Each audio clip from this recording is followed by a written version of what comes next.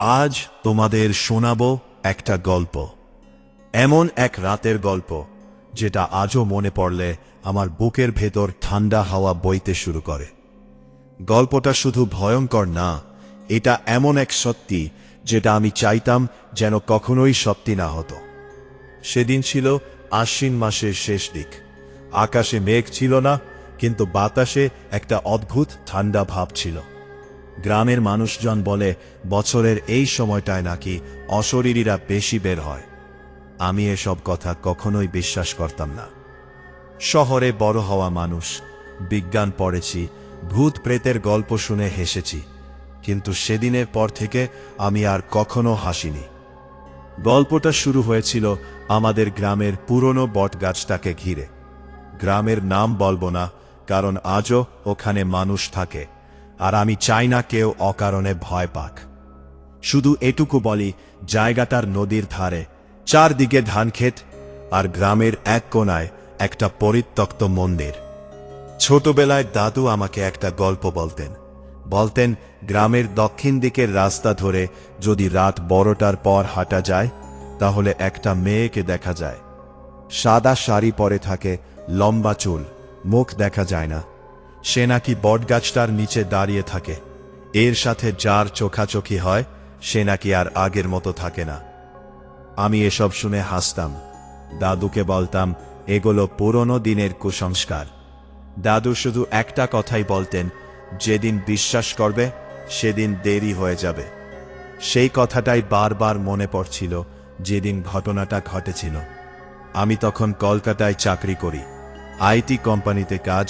Sir, 3 কম্পিউটারের সামনে বসে থাকা। গ্রামে যাওয়া হয় খুব কম, কিন্তু সেবার দুর্গাপুজোর ছুটিতে অনেক দিন পর গ্রামে গিয়েছিলাম। মনে ছিল শুধু শান্তি আর ছুটি কাটানো। গ্রামে পৌঁছানোর দিনেই একটা অদ্ভুত ব্যাপার খেয়াল করলাম। সন্ধ্যা নামার পর গ্রামের রাস্তা একদম ফাঁকা হয়ে যায়। আগে যেখানে রাত 10টার পরও আড্ডা চলত, সেখানে এখন 8টার পরেই সবাই দরজা জানালা বন্ধ করে দেয়। আমি মাকে জিজ্ঞেস করলাম, সবাই এত তাড়াতাড়ি ঘুমিয়ে পড়ে নাকি? মা একটু থেমে বললেন, এখনকার দিনে রাতে বের হওয়া ভালো না। আমি হেসে বললাম, চোর ডাকাত? মা আর কিছু বললেন না, শুধু বললেন, রাতে বাইরে যাস না। এই কথাটা শুনে আমার কেমন যেন লাগলো। মা কখনো এমনভাবে কথা বলেন না। মনে হলো কিছু একটা লুকোচ্ছে সবাই। পরের দিন বিকেলে আমার ছোটবেলার বন্ধু রাহুল এলো দেখা করতে। আমরা ছোটবেলা থেকে একসাথে বড় হয়েছি। ও এখন গ্রামেই থাকে, স্কুলে পড়ায়। আমি ওকে বললাম, গ্রামে কি হয়েছে বলতো? সবাই এই তো ভয় পাচ্ছে কেন? রাহুল কিছুক্ষণ চুপ করে থাকল, তারপর বলল, তোকে এসব বললে তুই হাসবি। আমি বললাম, বল না, আমি হাসব না। ও ধীরে ধীরে বলল, গত 3 মাসে 3 জন মানুষ মারা গেছে। আমি বললাম, মারা গেছে মানে অসুখ? রাহুল মাথা নাড়ল, না, 3 জনই রাতের বেলা বের হয়েছিল। সকালে তাদের লাশ পাওয়া গেছে বটগাছটার কাছে। আমার বুকের ভেতরটা কেমন যেন ধক করে উঠল। আমি বললাম, পুলিশ তদন্ত? কেমন? রাহুল বলল, পুলিশ বলেছে হার্ট অ্যাটাক, কিন্তু 3 জনের মুখের এক্সপ্রেশন একই ছিল। কেমন? রাহুল খুব আস্তে বলল, ভয়ে জমে যাওয়া। আমি হেসে বললাম, তুইও এসব বিশ্বাস করিস নাকি? রাহুল বলল না, শুধু আমার দিকে তাকিয়ে থাকল। সেই রাতেই প্রথম অদ্ভুত ঘটনাটা ঘটল। ঘড়িতে তখন রাত প্রায় 12টা। আমি শুয়ে আছি, ঘুম আসছে না। শহরের অভ্যাস রাতে জেগে থাকা। বাইরে কুকুরের ডাক শোনা যাচ্ছিল। হঠাৎ একটা শব্দ পেলাম, যেন কেউ খুব আস্তে দরজায় ঠক ঠক করছে।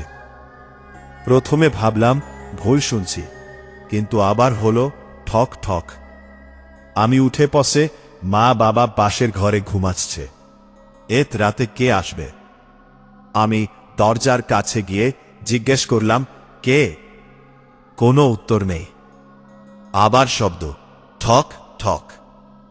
আমার কৌতূহল বাড়ছিল। দরজা খুলে ফেললাম। বাইরে কেউ নেই। চারদিক একদম অন্ধকার। দূরে রাস্তার ল্যাম্পপোস্টের আলো কাঁপছে। হালকা কুয়াশা নেমেছে। আমি দরজা বন্ধ করতে যাব, এমন সময় মনে হলো রাস্তার দিকে কেউ দাঁড়িয়ে আছে। একটা সাদা ছায়া, রাস্তার একদম শেষ মাথায়, বটগাছটার দিকের রাস্তায়। আমার শরীরের সব লোম খাড়া হয়ে গেল। নিজেকে বোঝালাম কেউ একজন হবে, হয়তো গ্রামের কেউ। কিন্তু পরের মুহূর্তেই বুঝলাম ওটা মানুষ না, কারণ ওটা নড়ছিল না, একদম স্থির দাঁড়িয়েছিল। আমি দরজা ধীরে ধীরে বন্ধ করে দিলাম। সারা রাত ঘুম আসেনি। পরের দিন সকালে নিজেকে বোঝালাম সবই কল্পনা। গ্রামের পরিবেশ, অন্ধকার, এসবের জন্য এমন মনে হয়েছে, কিন্তু ভেতরে কোথাও একটা ভয় জন্ম নিয়েছিল। সেদিন বিকেলে আমি আবার রাহুলের সাথে দেখা করতে গেলাম। ওকে কিছু বললাম না, কিন্তু ও যেন বুঝতে পারছিল আমি অস্বস্তিতে আছি। রাহুল বলল, রাতে কিছু দেখেছিস? আমি চমকে উঠলাম। কেন বলছিস? ও বলল, যারা মারা গেছে তারা মারা যাওয়ার আগে সবাই বলেছিল রাতে কেউ তাদের বাড়ির সামনে দাঁড়িয়ে থাকে। আমার গলা শুকিয়ে গেল। আমি বললাম, সব কাকতালীয়।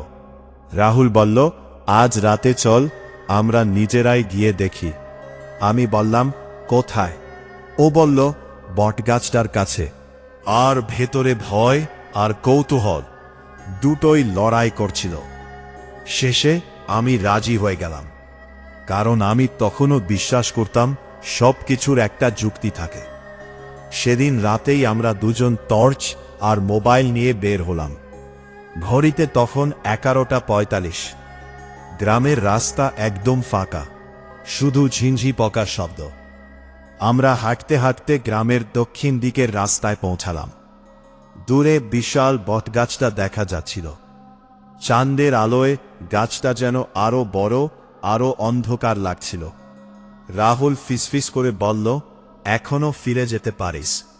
আমি বললাম, না, আজ সব শেষ করে ফিরব। আমরা গাছটার কাছে পৌঁছে গেলাম। চারদিক অদ্ভুত নীরব। হঠাৎ বাতাস থেমে গেল, একদম নিস্তব্ধতা। তারপর আমাদের পেছন থেকে কারো পায়ের শব্দ শোনা গেল। ধীরে ধীরে আমাদের দিকে এগিয়ে আসছে। আমরা দুজন একসাথে ঘুরে দাঁড়ালাম। আর তারপর যা দেখলাম, আমাদের জীবনের সবচেয়ে বড় ভুল ছিল সেদিন রাত 12টার পর ওই রাস্তায় দাঁড়িয়ে থাকা। সেদিন আমরা দুজন একসাথে ঘুরে দাঁড়ালাম। পেছনে কেউ ছিল না, একদম কেউ না, কিন্তু পায়ের শব্দ থামেনি। আমাদের দুজনের মাঝখান দিয়ে যেন কেউ হেঁটে গেল। শীতল বাতাসের একটা ঢেউ বুকের ভেতর দিয়ে কেটে গেল। রাহুলের হাত আমার কবজি চেপে ধরল। ওর হাত ঠান্ডা বরফের মতো। রাহুল ফিসফিস করে বলল, শুনতে পাচ্ছিস? আমি মাথা নেড়ে বললাম, হ্যাঁ। আমরা আবার সামনে তাকালাম, আর তখনই প্রথম ওকে দেখলাম। বটগাছটার গোড়ায় অন্ধকারের ভিতর দাঁড়িয়ে আছে একটা মেয়ে। সাদা শাড়ি, চুল মুখ ঢেকে রেখেছে, একদম নড়ছে না, যেন গাছের ছায়ার ভেতর থেকেই তৈরি হয়েছে। আমার মাথা কাজ করা বন্ধ করে দিল। এতদিনের সব যুক্তি, বিজ্ঞান, যুক্তিবাদ সব যেন কোথাও উধাও হয়ে গেল। রাহুল ধীরে ধীরে বলল, চোখ নামাস না, দৌড়াবি না। আমি বললাম, ওটা মানুষ। রাহুল কোনো উত্তর দিল না। হঠাৎ মেয়েটা নড়ল, 1 ইঞ্চি, 2 ইঞ্চি, তারপর ধীরে ধীরে আমাদের দিকে হাঁটা শুরু করল। ওর পা মাটিতে পড়ার কোনো শব্দ নেই, কিন্তু আমরা স্পষ্ট বুঝতে পারছিলাম সে। আমার বুক ধড়ফড় করতে লাগল। মনে হচ্ছিল হৃৎপিণ্ডটা গলা দিয়ে বেরিয়ে আসবে। রাহুল হঠাৎ বলল, পিছনে হাত। ধীরে ধীরে আমরা ধীরে ধীরে পিছোতে লাগলাম। মেয়েটা এগোতে লাগলো, দূরত্ব কমতে লাগলো। চাঁদের আলো ওর গায়ে পড়তেই দেখলাম ওর শাড়িটা একেবারে পরিষ্কার না, নিচের দিকটা কাদায় ভেজা, আর কোথাও কোথাও কালচে দাগ। আমার গলা শুকিয়ে গেল। হঠাৎ রাহুল খুব আস্তে বলো, ওর পা দেখ। আমি নিচে তাকালাম। আমার পুরো শরীর জমে গেল। ওর পা উল্টো। ঠিক তখনই মেয়েটা থেমে গেল, আমাদের থেকে হয়তো 10 হাত দূরে।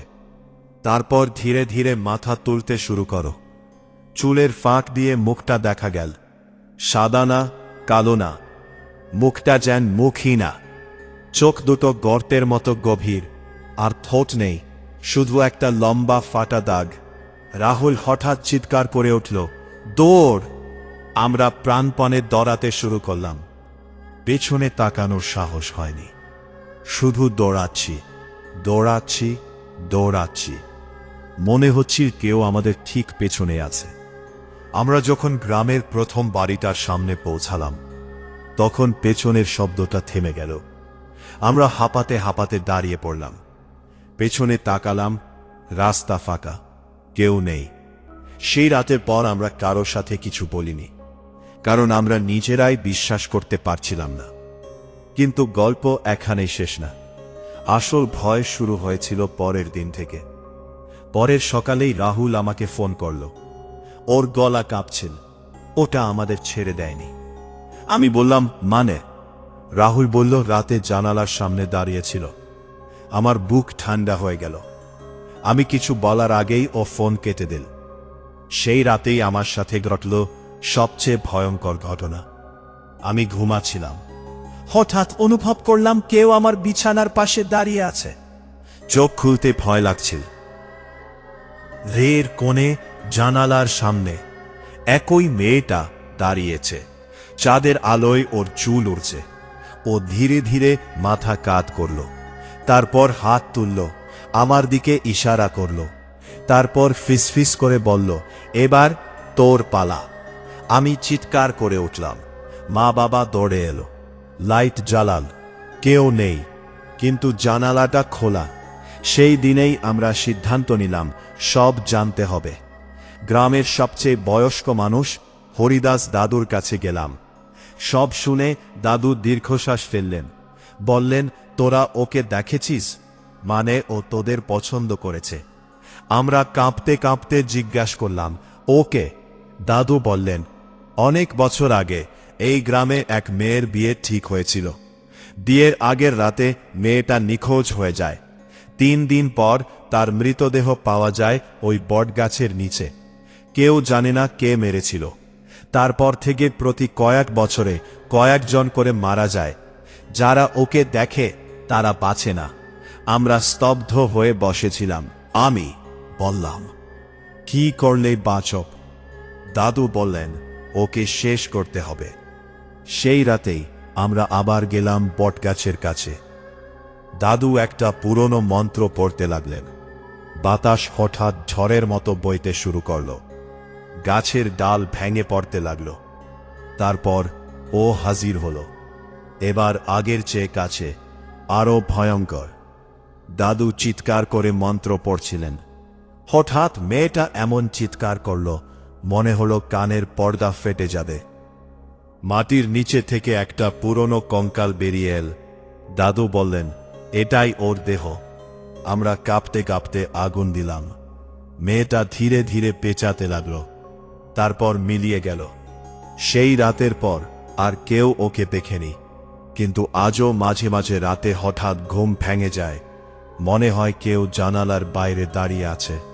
আমি আর কখনো গ্রামে যাই না, কারণ আমি জানি সব আত্মা মুক্তি পায় না। তা যদি তোমাদের ভালো লেগে থাকে, তাহলে অবশ্যই চ্যানেলটা সাবস্ক্রাইব করে পাশে থেকো। সামনে আরো অনেক ভয়ঙ্কর ও রহস্যময় গল্প নিয়ে আসব।